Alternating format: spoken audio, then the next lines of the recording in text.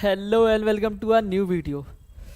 इस वीडियो में हम सीखने वाले हैं कि प्रोग्राम क्या होता है और प्रोग्राम को लिखा कैसे जाता है, या फिर हमें प्रोग्राम को लिखने की ज़रूरत क्यों पड़ी। अगर आपका कंप्यूटर साइंस बैकग्राउंड है तो हमें पता है कि हम अलग अलग लैंग्वेजेस के अंदर अलग अलग प्रोग्राम लिखते हैं। कभी हम सी लैंग्वेज में प्रोग्राम लिखते हैं, कभी हम सी प्लस प्लस लैंग्वेज में लिखते हैं, कभी जावा में, या फिर कभी पाइथन में लिखते हैं। अगर आपको एडिशन करना है 2 नंबर का तो भी आप प्रोग्राम लिखोगे, अगर आपको मल्टीप्लिकेशन करना है तो भी आप प्रोग्राम लिखोगे। तो हमें ज़रूरत क्यों है ये प्रोग्राम लिखने की? क्या हम अपनी बात को कंप्यूटर को ऐसे ही नहीं समझा सकते जैसे मैं अपने दोस्त को समझाता हूँ बातें?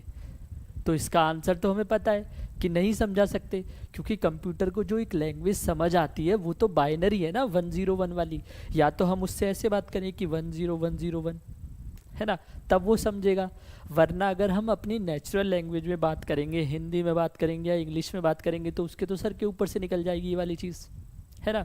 तो हम यही देखने वाले हैं इस वीडियो के अंदर कि क्यों ज़रूरत है हमें कंप्यूटर की, या पर्पस क्या है कंप्यूटर को यूज़ करने का। तो इसका आंसर मैं आपको देता हूँ कि कंप्यूटर यूज़ क्यों किया जाता है। ठीक है, इसका आंसर है कंप्यूटेशनल टास्क परफॉर्म करने के लिए। मैं यहाँ पे लिख देता हूँ। अब इससे क्या मतलब है, मेरा कंप्यूटेशनल टास्क से क्या मतलब है? कंप्यूटेशनल टास्क का मतलब ये होता है कि हमें याद है कि हम बचपन में जो मैथमेटिकल इक्वेशन को सॉल्व किया करते थे या फिर एक्सप्रेशन को सॉल्व किया करते थे, तो कैसे किया करते थे? एक वाइट पेपर लिया, एक पेन लिया, उस पर हमने कोई भी इक्वेशन लिखी। जैसे यहाँ पे मैंने लिख दिया ए स्क्वायर प्लस बी स्क्वायर, ठीक है, प्लस सी स्क्वायर, इस तरीके से, या फिर ए प्लस बी लिख दिया। अगर आपको ये वाली चीज़ करनी है, इसको सॉल्व करना है, तो आप कैसे करते हो? वाइट पेपर लेके आते थे, एक पेन लेके आते थे, उस पर ये इक्वेशन लिखते थे, इसके अंदर नंबर्स डालते थे और वो सॉल्व करके हमें दे देता था। लेकिन यही चीज़ अगर मैं आपसे बोलूँ कि आपको ये कंप्यूटर से करानी है, तो कंप्यूटर से कैसे कराओगे? डिफ़िकल्ट है ना कंप्यूटर से कराना, क्योंकि कंप्यूटर को हमें समझाना पड़ेगा कि भाई तेरे को A square plus B square plus C square करना है। तो मैथमेटिक्स से रिलेटेड जितने भी इक्वेशंस होती हैं या फिर जितने भी एक्सप्रेशन होते हैं, जब आपको वो सॉल्व कराने होते हैं तो आप कैसे कराओगे? या तो वाइट पेपर या पेन लेके बैठोगे या फिर कंप्यूटर से कराओगे। आप करने बैठोगे तो बहुत सारा टाइम लग जाएगा, लेकिन कंप्यूटर से कराओगे तो जल्दी हो जाएगा, है ना। तो कंप्यूटेशनल टास्क हमें परफॉर्म करने होते हैं ना, इसलिए हम यूज़ करते हैं कंप्यूटर का। लेकिन मेरा दोस्त बैठा हुआ था, उसने कहा कि अरे नहीं नहीं, अगर यही बात होती तो ये एक्सप्रेशन जो यहाँ पे लिखा हुआ है ए प्लस बी, कहता इसको तो मैं कैलकुलेटर से भी सॉल्व कर सकता हूँ। और ये बात सही भी है। जैसे मेरे पास ये कैलकुलेटर है, ठीक है, इस कैलकुलेटर से क्या मैं चीज़ नहीं कर सकता? अगर मेरे को ए प्लस बी कराना है, जैसे यहाँ पे मैं नंबर लिख देता हूँ 10, 20 और 30, ये 3 चीज़ें लिखी हुई है, ठीक है। अगर मैं बोलूँ कि मेरे को कैलकुलेटर से ये कराना है, तो सबसे पहले मैं क्या करूँगा? मैं यहाँ पे लिखूँगा 10। आई होप आपको दिख रहा होगा, नहीं भी दिख रहा होगा तो आप समझ सकते हो। 10 लिखूँगा, उसके बाद प्लस का बटन दबाऊँगा, उसके बाद मैं 20 लिखूँगा, 20 के बाद फिर प्लस का बटन दबाऊँगा, फिर मैं 30 लिखूँगा, और उसके बाद मैं क्या करूँगा? इक्वल्स टू का साइन दबा दूँगा यहाँ पे। तो मेरे पास आंसर क्या आएगा? मेरे पास 60 आंसर आ जाएगा यहाँ पे। तो यहाँ पे मैंने करा क्या है? यहाँ पे मैंने प्लस किया है और फिर मैंने इक्वल्स टू का साइन दबा दिया। तो ये चीज़ें मेरे पास कैलकुलेटर ने करके दी थी। लेकिन मैं बोलता हूँ, फिर मैंने अपने दोस्त से बोला कि अच्छा ठीक है, ये तो सिंपल सा था इसलिए कैलकुलेटर ने कर दिया। तो क्या कैलकुलेटर कोई कॉम्प्लिकेटेड टास्क भी कर सकता है? कॉम्प्लिकेटेड से मेरा मतलब क्या है? जैसे एग्जांपल लेते हैं इसका भी। जैसे मेरे को क्या करना है, मेरे को एवरेज निकालना है, ठीक है। अब एवरेज कैसे निकाला जाता है? सबको पता है एवरेज कैसे निकालते हैं हम। जैसे मैं यहाँ पे 5 नंबर ले लेता हूँ, कोई 10 ले लेता हूँ, 5, 17, 20, 30।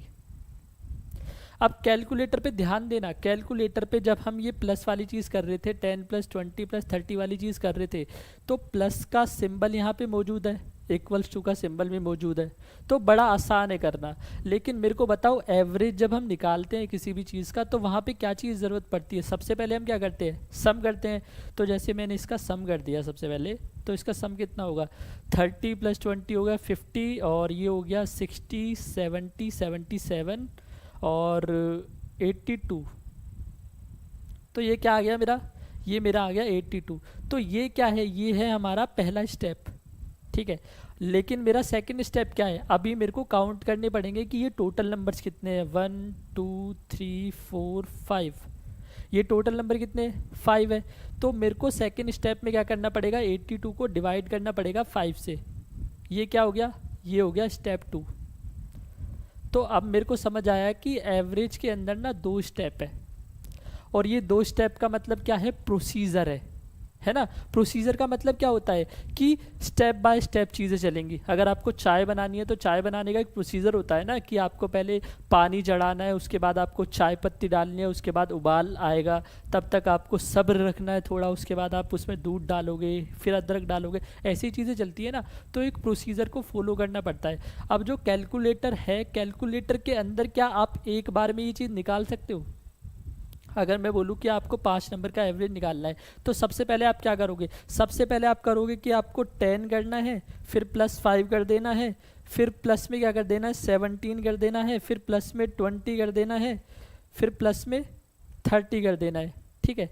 उसके बाद आपके पास कितना आया, आपके पास आया 82। उसके बाद आपको क्या करना है, उसके बाद आपको दूसरे स्टेप पे जाके डिवाइड करना है। तो कैलकुलेटर हमारी एक बार में चीज़ें करके नहीं दे पा रहा। जैसे इससे पहला वाला जो प्रोग्राम था ये था जिसमें हम 10 + 20 + 30 कर रहे थे, इसमें एक ही स्टेप है कि हम 10 प्लस कर रहे हैं, फिर 20 कर रहे हैं, फिर 30 कर रहे हैं। लेकिन यहाँ पे जो एवरेज वाला है, यहाँ पे स्टेप एक से ज़्यादा आ गए, और एक से ज़्यादा स्टेप जहाँ पे आ जाएंगे तो वो क्या बोले जाएगा, उसको प्रोसीजर बोला जाएगा। और प्रोसीजर मेरा जो मेरा कैलकुलेटर है वो प्रोसीजर को कभी भी नहीं कर सकता। इसके लिए हमें क्या करना पड़ता है, इसके लिए हमें ज़रूरत पड़ती है कंप्यूटर की। कंप्यूटर को हमें सारी चीज़ें बतानी पड़ती है। इसके अलावा क्या एग्जांपल हो सकता है, एवरेज वाला तो हमने समझ लिया। अगर मैंने बोला कि मेरे को मैक्सिमम ऑफ 3 नंबर्स निकालना है, मैक्सिमम ऑफ 3 नंबर्स निकालने के लिए आप क्या करते हो, आप प्रोग्राम लिखते हो ना कंप्यूटर के अंदर। अगर मैं वही चीज़ आपसे पूछूँ कि एक काम करो, इस कैलकुलेटर के अंदर मैं आपको 10 नंबर देता हूँ, ठीक है, अलग अलग 10 नंबर देता हूँ। जैसे यही 5 नंबर मेरे पास लिखे हुए हैं, 10 5 17 20 30, इसमें से ही मेरे को बता दो कि कौन सा मैक्सिमम नंबर है। तो क्या आप कैलकुलेटर की हेल्प से कर सकते हो वो वाली चीज़, नहीं कर पाओगे, कैसे पता करोगे। लेकिन हम क्या करते हैं, प्रोग्राम की हेल्प से तो कर सकते हैं ना। हम अलग अलग किसी प्रोग्रामिंग लैंग्वेज को मैंने पकड़ा, जैसे मैंने जावा को पकड़ा, ठीक है, जावा के अंदर मैंने एक प्रोग्राम लिख दिया कि मेरे को 3 या 5 नंबर जो दिए गए हैं इसमें से मेरे को मैक्सिमम निकाल के दिखा दो। तो ये वाली चीज़ तो पॉसिबल है। इसके बाद क्या चीज़ है, ठीक है, या फिर अलग अलग एग्जाम्पल हो सकते हैं बहुत सारे, एवरेज का हो गया, या फिर मैक्सिमम नंबर्स का हो गया, या फिर इसके अलावा आप कह सकते हो कि एक पर्टिकुलर एरे है, उस एरे में से आपको एक नंबर सर्च करना है। तो वो कैसे करोगे, उसके लिए भी क्या ज़रूरत पड़ेगी, प्रोग्राम लिखने की ज़रूरत पड़ेगी। और वो प्रोग्राम लिखोगे कहाँ पे, कंप्यूटर पे लिखोगे ना, ऐसे तो नहीं कैलकुलेटर पे लिखोगे। अगर कैलकुलेटर पे लिखना पड़ेगा तो कैलकुलेटर को स्मार्ट बनाना पड़ेगा, है ना। यानी कि हमें क्या ज़रूरत पड़ेगी, प्रोग्रामेबल कैलकुलेटर की ज़रूरत पड़ेगी। तो अगर एक डेफिनेशन में मैं आपको चीज़ समझाऊं, तो अगर मैं मेरे कैलकुलेटर के अंदर प्रोग्राम फीड कर दूं, ठीक है, तो इसको हम क्या बोल देंगे, इसको प्रोग्रामेबल कैलकुलेटर बोलेंगे। और प्रोग्रामेबल कैलकुलेटर को ही क्या बोला जाता है, कंप्यूटर बोला जाता है ना। यानी कि हमें इसको सिखाना पड़ेगा कि तेरे को, जैसे हम कंप्यूटर को सिखाते हैं, हम कंप्यूटर को कैसे सिखाते हैं कि तेरे को एवरेज निकालनी है, हम प्रोग्राम लिखते हैं। अगर वही प्रोग्राम हम इसको समझा पाए कि तेरे को एवरेज निकालने के लिए 2 स्टेप हमने एक साथ लिख दिए, और हमने यहाँ पे एवरेज का एक बटन ऐड कर दिया, और फिर हमने क्या करा, 5 नंबर डाले और एवरेज वाले बटन पे क्लिक करा, और हमारे पास क्या आया, आंसर निकल के आ गया, ठीक है। तो ये वाली चीज़ हम कर सकते हैं। अब जो कैलकुलेटर है ना, जैसे आपने पोकेमोन देखा होगा, पोकेमोन में क्या होता है कि एक जैसे पिकाचू है, पिकाचू जब विकसित हुआ तो क्या हो गया, राइचू हो गया। तो इसी तरीके से जो मेरा कैलकुलेटर है ना, जब ये विकसित हुआ, जब हमने इसको स्मार्ट बना दिया, इसको हमने चीज़ें सिखा दी, तो हमने उस चीज़ को क्या बोल दिया, हमने उसको बोल दिया कंप्यूटर। समझ आई ये वाली चीज़।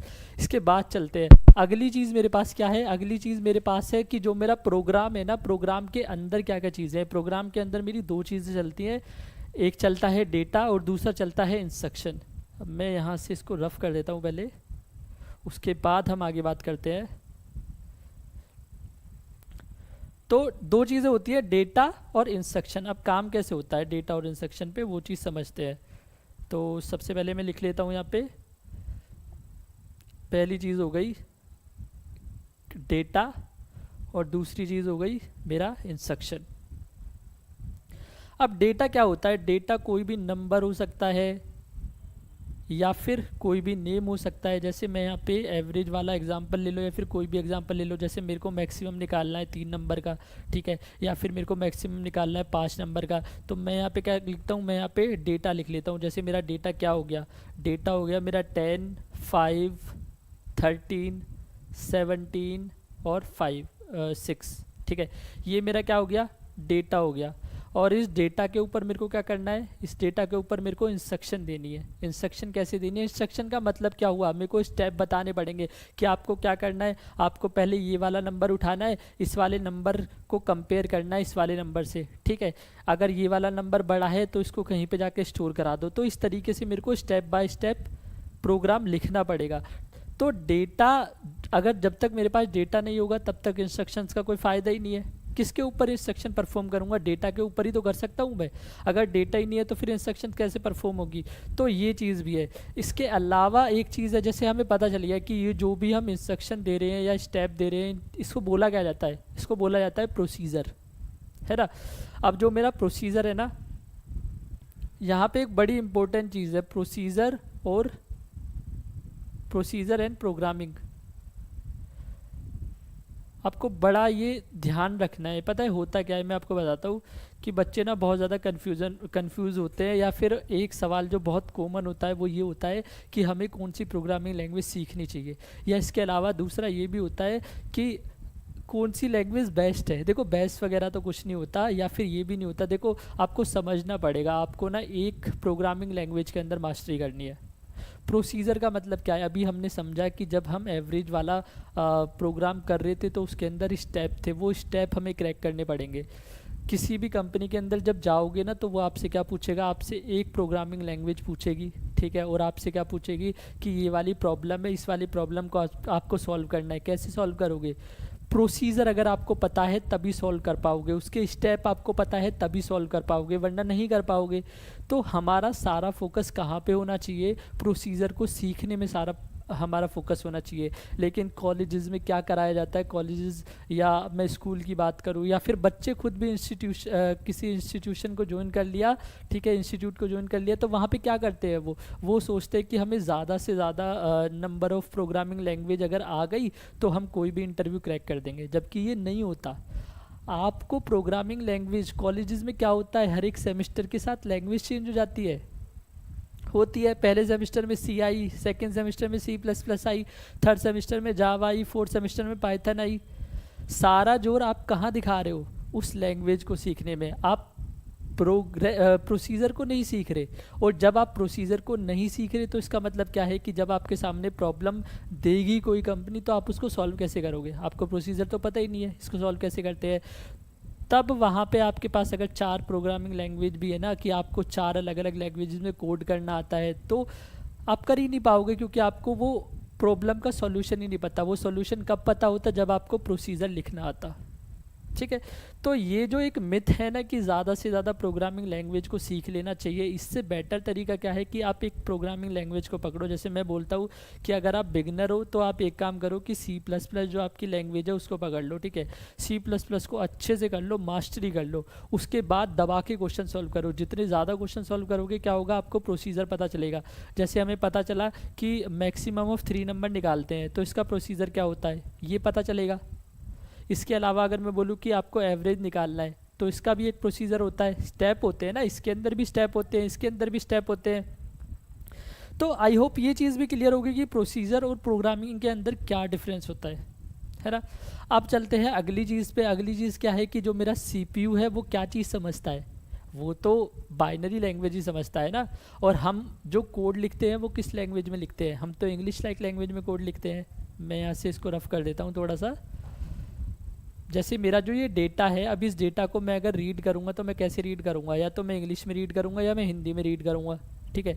जैसे मैंने बोला कि इसको मैं अगर इंग्लिश में रीड करता हूँ तो ये क्या हो गया, 10, 5, 13, 17, 6 हो गया। या फिर मैं हिंदी में अगर रीड करता हूँ तो मैं बोलूँगा 10, 5, 13, 17, 6, ऐसे ही करता हूँ। या फिर मेरे को कंप्यूटर को इंस्ट्रक्शन देना है, निर्देश देना है कि भाई इसका एवरेज निकाल के दिखा दे, ठीक है। तो मैं क्या बोलूँगा कि मेरे पास 5 नंबर है, 10, 5, 13, 17, 6, और तेरे को क्या करना है, तेरे को इनका एवरेज निकाल के दिखाना है। अब जो मेरा CPU है, अब CPU को क्या चीज़ समझ आती है, CPU को तो समझ आता है कि भाई मेरे को तो बाइनरी लैंग्वेज चाहिए 101, मेरे को ऐसे बता, मेरे को ये समझ नहीं आ रहा 10, 5, 13 क्या बोल रहा है तू, या 10, 5, 13 क्या बोल रहा है तू। यहाँ पे ये मैं हूँ, ठीक है, मेरी ड्राइंग इतनी ही अच्छी है। हम अपनी लैंग्वेज में चीज़ें करते हैं, नेचुरल लैंग्वेज में, जैसे मैं इंग्लिश में मैं उसको बताता हूँ, मैं इंग्लिश में पढ़ता हूँ, ये सारी चीज़ें करता हूँ, लेकिन CPU को ये चीज़ें समझ नहीं आती। तो फिर हमें बीच में क्या ज़रूरत पड़ती है, हमें एक प्रोग्रामिंग लैंग्वेज की ज़रूरत पड़ती है, ठीक है। इसको क्या बोलते हैं, इंटरमीडिएटरी लैंग्वेज होती है प्रोग्रामिंग लैंग्वेज। जैसे ये प्रोग्रामिंग लैंग्वेज कोई सी भी लैंग्वेज हो सकती है, आपकी C हो सकती है, C++ हो सकती है, जावा हो सकती है, या पाइथन हो सकती है। इस लैंग्वेज के अंदर हम प्रोग्राम लिखते हैं, ठीक है। तो सबसे पहले हमने क्या देखा था कि प्रोग्राम होता क्या है ना। प्रोग्राम क्या होता है, सेट ऑफ इंस्ट्रक्शंस होती है कि मेरे को अगर एवरेज निकालना है तो मैं बताऊंगा स्टेप 1 में ये चीज़ हो रही है, स्टेप 2 में ये चीज़ हो रही है। ज़रूरत क्यों पड़ती है प्रोग्राम लिखने की, क्योंकि CPU को नहीं आती चीज़ें समझ, इसलिए हमें प्रोग्राम लिख के बताना पड़ता है उसको। और लिखते कैसे है प्रोग्राम, तीसरा जो मेरा क्वेश्चन था स्टार्टिंग में, उसका आंसर क्या है, लिखते कैसे हैं हम, लिखते हैं किसी प्रोग्रामिंग लैंग्वेज की हेल्प से। या तो मैं C लैंग्वेज की हेल्प लूँगा, या C++, या जावा, या पाइथन की। तो हमने क्या करा कि जो मेरी नेचुरल लैंग्वेज है, जैसे इंग्लिश में हम लिखते हैं ना, जैसे अब मैं आपको एग्जाम्पल देता हूँ, हमने सी आउट लिखा तो हर कोई पढ़ सकता है कि ये सी आउट लिखा हुआ है, या मैंने लिखा सी इन लिखा तो हर कोई पढ़ सकता है, या फिर मैंने लिखा इनपुट आउटपुट स्ट्रीम तो हर कोई पढ़ सकता है ना इसको। ऐसा तो नहीं है कि कोई नहीं पढ़ पाएगा। आई ओ स्ट्रीम ये तो हमने पढ़ा हुआ है ना, कैरेक्टर्स। तो यहाँ पे क्या हुआ कि मैंने अपनी नेचुरल लैंग्वेज में लिखी चीज़ें, वहाँ क्या हुआ कि एक प्रोग्रामिंग लैंग्वेज आई बीच में, और प्रोग्रामिंग लैंग्वेज से वो सारी चीज़ें कहाँ पहुँची, CPU के पास पहुँची, जिसको क्या समझ आता है, जिसको समझ आता है मशीन कोड, ठीक है। तो अब हमारे पास ना दो रास्ते थे, या तो ये था कि CPU को हम अपनी लैंग्वेज समझा पाए, तो CPU को तो हम वो नहीं समझा पाए कि जैसे हम बातचीत कर रहे हैं। आने वाले आप कह सकते हो 4-5 साल में आपको ये वाली चीज़ देखने को मिल जाएगी। शायद ये वाली जो बीच की चीज़ है ना प्रोग्रामिंग लैंग्वेज, ये हटी जाए, क्योंकि AI आपका आर्टिफिशियल इंटेलिजेंस इतना स्मार्ट हो जाएगा कि वो रियल टाइम पे कन्वर्ट कर पाए चीज़ों को। हमारी जो लैंग्वेज है उसको कन्वर्ट कर पाए डायरेक्टली किस में, मशीन कोड में। लेकिन अभी तक तो प्रोग्रामिंग में ऐसा नहीं है। अभी तो हम क्या करते हैं, हम किसकी हेल्प लेते हैं, या तो हम कंपाइलर की हेल्प लेते हैं, या फिर हम इंटरप्रेटर की हेल्प लेते हैं। आने वाली वीडियो में हम ये चीज़ भी देखेंगे कि कंपाइलर या इंटरप्रेटर क्या चीज़ होता है। अब हमने क्या करा कि जो हमारी नेचुरल लैंग्वेज है, हमें पता है, मेरे पास कोई आइडिया है, ठीक है। अब वो चीज़ मैं दोस्त को बता सकता हूँ मेरे को कि यार ऐसे ऐसे करना है, तो उसको ये चीज़ समझ आ जाएगी। लेकिन मेरे को वो करवाना है किससे, मेरे को तो कंप्यूटर से कराना है, ठीक है। तो हमें एक बीच का रास्ता निकालना पड़ा। हमें वो रास्ता क्या है, प्रोग्रामिंग लैंग्वेज का, कि हम एक पर्टिकुलर लैंग्वेज में चीज़ लिखेंगे जो कि CPU के लिए भी आसान हो और हमारे लिए भी आसान हो। अगर ये चीज़ नहीं होती प्रोग्रामिंग लैंग्वेज वाली बीच में, तो फिर तो कोई भी कंप्यूटर पे प्रोग्राम लिख के चला जाता ना, कंप्यूटर को कोई भी चीज़ समझा के चला जाता। जो कंप्यूटर साइंस वाले बंदे हैं उनका रोल क्या रह जाता है, उनका रोल तो यही है ना कि वो इस प्रोग्रामिंग लैंग्वेज को सीखे, प्रोसीजर को सीखे, उसके बाद कंप्यूटर को चीज़ें समझाए, ठीक है। तो हमने क्या करा, मेरे दिमाग में एक आइडिया था, वो जैसे ये आइडिया क्या हो गया, कोई भी एक प्रोग्राम ले लो यहाँ पे, जैसे मेरे को मीन निकालना है, ठीक है। मेरे पास एक लिस्ट ऑफ नंबर है, मेरे को उसका मीन निकालना है। तो अब ये मेरे को तो पता है, मैंने अपने दोस्त को भी बता दिया, लेकिन मैं CPU को कैसे बताऊं, कैसे समझाऊं, इसको तो 0-1 में समझाना पड़ेगा। तो मैंने क्या करा, इसको प्रोग्रामिंग लैंग्वेज में लिख दिया। जैसे मैंने C++ के सिंटैक्स का यूज़ करा, और जो ये मीन निकालते हैं इसके स्टेप्स मैंने किस में लिखे, प्रोग्रामिंग लैंग्वेज में लिख दिए। उसके बाद यहाँ पर मेरा ये जो कंपाइलर है, ये कंपाइलर कंप्यूटर का बहुत अच्छा दोस्त होता है, ठीक है। हमने कंपाइलर को चीज़ें बताई, कंपाइलर ने क्या करा, कंपाइलर ने या इंटरप्रेटर ने क्या करा, जो भी चीज़ हमने लिखी थी उसको चेंज किस में कर दिया, मशीन कोड में चेंज कर दिया। और जब मशीन कोड में चेंज हो गई चीज़ें, तो CPU को भी समझ आने लगी, और CPU ने फिर हमें आउटपुट निकाल के दे दिया।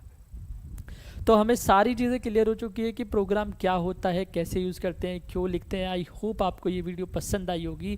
अगर आपको इस तरीके का और कंटेंट चाहिए तो प्लीज़ हमारे चैनल को सब्सक्राइब कीजिए, इस वीडियो को लाइक कीजिए, अपने दोस्तों के साथ शेयर कीजिए। मैं मिलता हूँ आपसे अगली वीडियो में, तब तक के लिए गुड बाय।